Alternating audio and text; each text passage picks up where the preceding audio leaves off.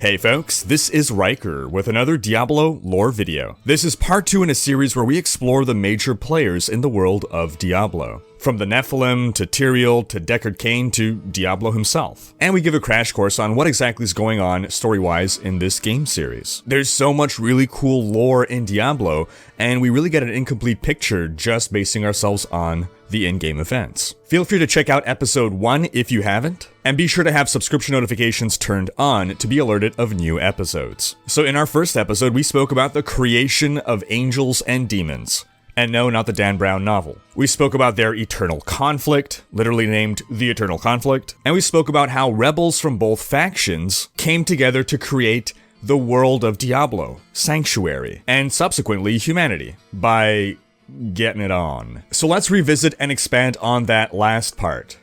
Not the sex, just the...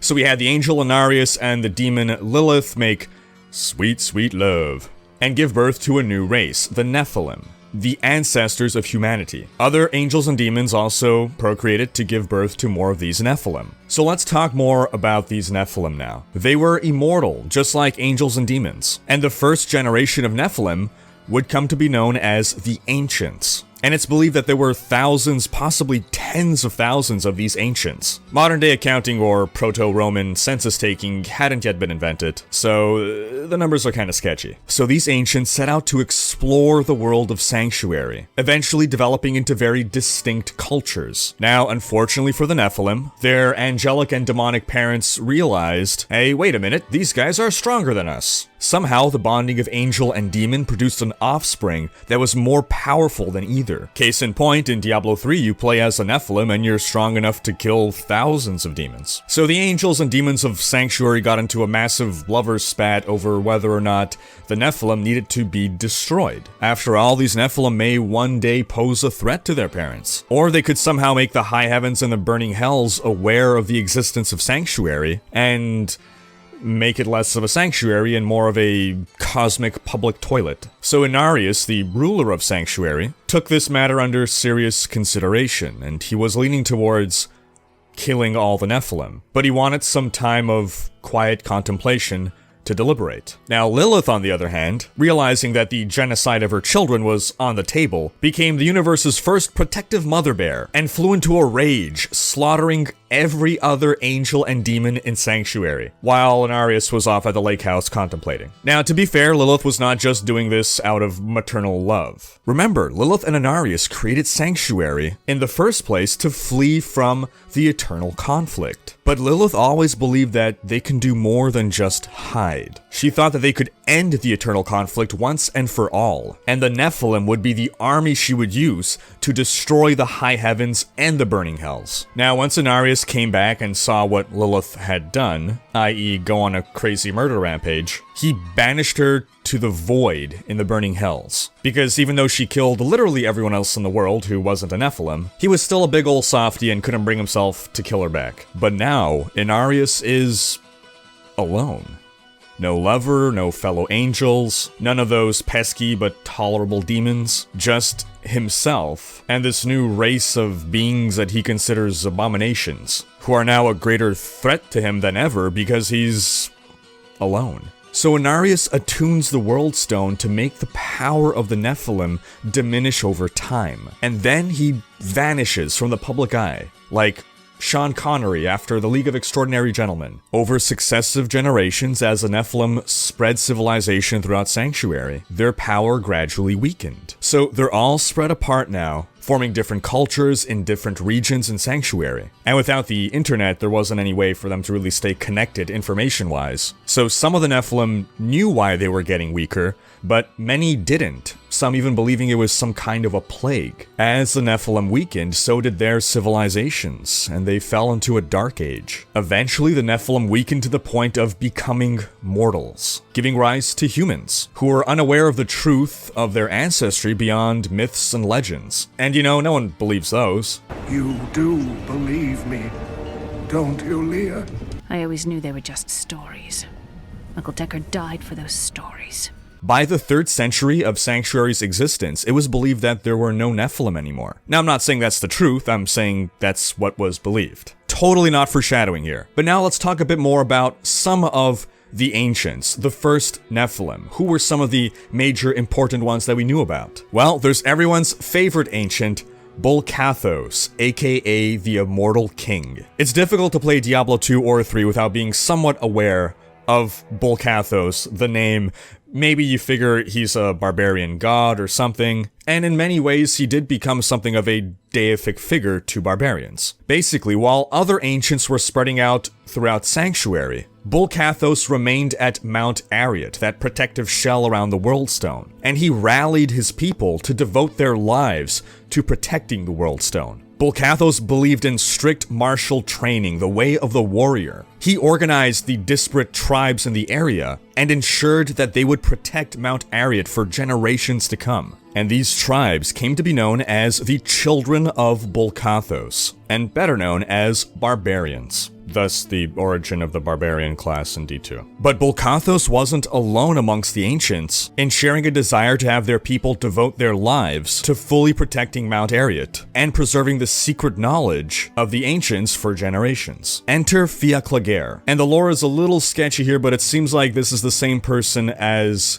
Vasily. Depending on how you interpret things, since they're mentioned in different sources, they could be two different people, but they very much seem to fill the same narrative role, so for our purposes, we'll just assume that they're one and the same, going by different names. So Fiacla-Gear was the brother of Bul-Kathos. And again, it's not really clear whether they're actual brothers or more of like, I love you, bro. So while Fiacla-Gear and Bul-Kathos both had a unified purpose, they disagreed somewhat on how to implement that vision. While Bul-Kathos opted for the warrior path, Fiacla-Gear believed in attaining spiritual oneness with the land that they were sworn to protect.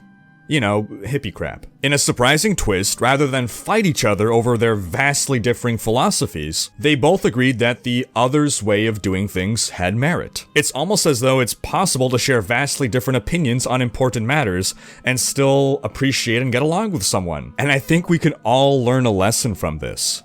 And that lesson is, video games are make-believe and you shouldn't be deriving life lessons from made-up fantasy stories. Anyway, so while Bul-Kathos was uniting the tribes, Fiacla-Gear gathered a small group of the best shaman and warrior poets around. Yes, warrior poets.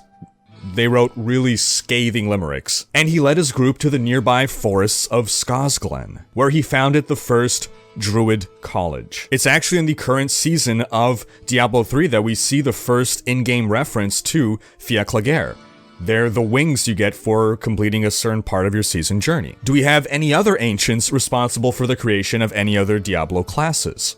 Yes. The answer is yes. Another ancient named Essu became a master of elemental magic, and her followers would go on to become sorceresses. We'll talk more about sorceresses someday. The only other major thing we know about Essu is that she sought control of the Worldstone, in direct opposition of Bul-Kathos, and this caused something of a conflict, a civil war, if you will, among the Nephilim, which was ultimately won by the defending faction. Another ancient was named Philios, and he fell in love with an angel named Lycander. When Lilith began murdering all the angels and demons in Sanctuary, Lycander fled back to the high heavens. But in true fashion of a classical age romance story, Philios and Lycander were deeply in love and found a way to stay in contact through an artifact called the Sightless Eye. Unfortunately, once the other angels realized that Lycander was constantly texting someone, Lycander urged Philios to hide the Sightless Eye, and he begrudgingly did so on the island of Scovos. Philios eventually took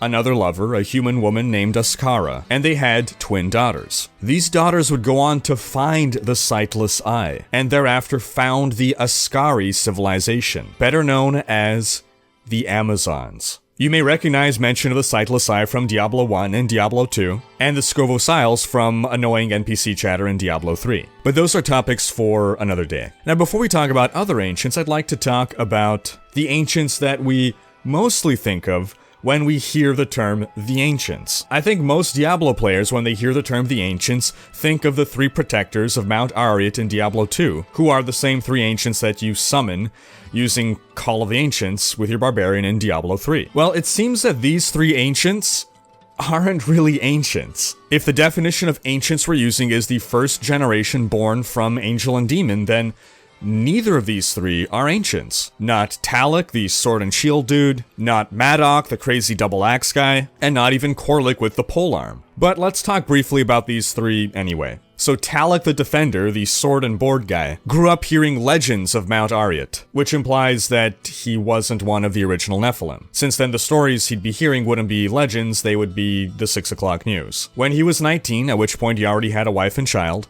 there was a knock at his door one day, and two Jehovah's Witnesses, basically, asked him to give up everything and go defend Mount Arreat. He said no. The two then said that they were sent by the Ancients, who had specifically picked him to defend Mount Arreat, and he said okay. He turned to his wife and kid, said he was heading to the store to pick up a pack of cigarettes, and became an immortal protector of Mount Arreat. On to Madoc the Guardian, who is basically just some really sketchy old dude that just showed up one day wielding 2 axes. He became a local legend amongst barbarians because he would have prophetic visions of the past and the future. Before a battle, he would sit in meditation, and sometimes he would just get up and leave, not partaking in the battle. People began to believe that he could see the outcome of a battle before it would happen, and started to follow him.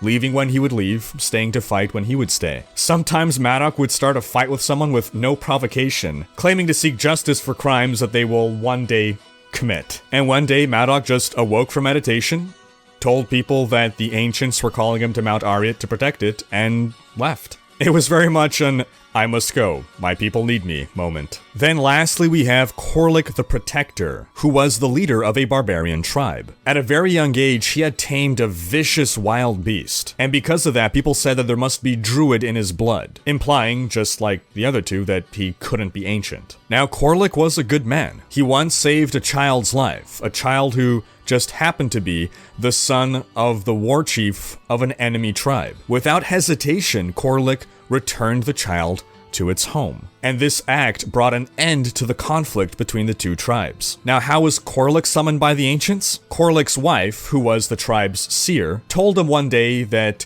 the Ancients had summoned him to go protect Mount Arreat. Imagine your significant other just waking you up one day going, honey, I had a vision. You have to leave forever and never come back. It's like, if you want to break up, just say so. Before Korlik could even respond, his wife announced this to the whole tribe and declared that they would celebrate until Korlik would leave. That celebration went on for 3 days, presumably until Korlik finally felt peer pressured enough to get out of there. So that's the backstory on the 3 non-ancient ancients, but there are a few other real ancients that we know of. One of which was Calmor, who was disgusted as he watched subsequent generations of Nephilim become weaker and weaker, and ultimately mortal. He considered it an act of mercy to murder humans, but he was also filled with self-loathing, and he grew to desire the sweet release of death, but couldn't bring himself to end his own life. He was the last ancient to ever live, and we actually kill him in Diablo 3 in a side quest that spawns in the Passage of Corvus in Act 5. Another one of the ancients was named Helgrotha. She watched over nocturnal animals and was kind but firm in her protection. Her ultimate fate isn't really clear.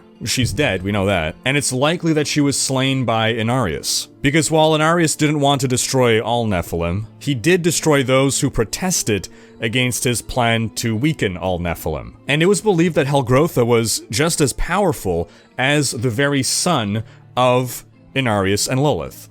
You know, before she was destroyed. And speaking of that son, that's the final ancient that we'll discuss today. Lunarian, the first of the ancients, the first of the Nephilim. He studied the cycle of life and death and taught it to others. And over time he came to realize that the forces of light and darkness would fight forever, the eternal conflict would never end, and that both the light and the dark were threats to sanctuary. He was among the Nephilim that were aware of his father's plan, and he rebelled against it by strengthening his own power and amassing followers. But then when he realized that his father was killing those that opposed his plan, he faked his own death and fled to a mysterious nether realm, where he met an entity named Trag'Oul. Lunarian became Trag'Oul's disciple, and from him learned the concept of balance, or the great cycle of being, which seeks to maintain, obviously enough, balance between light and dark, order and chaos. Trag'Oul gave Lunarian a new name, a name that meant student,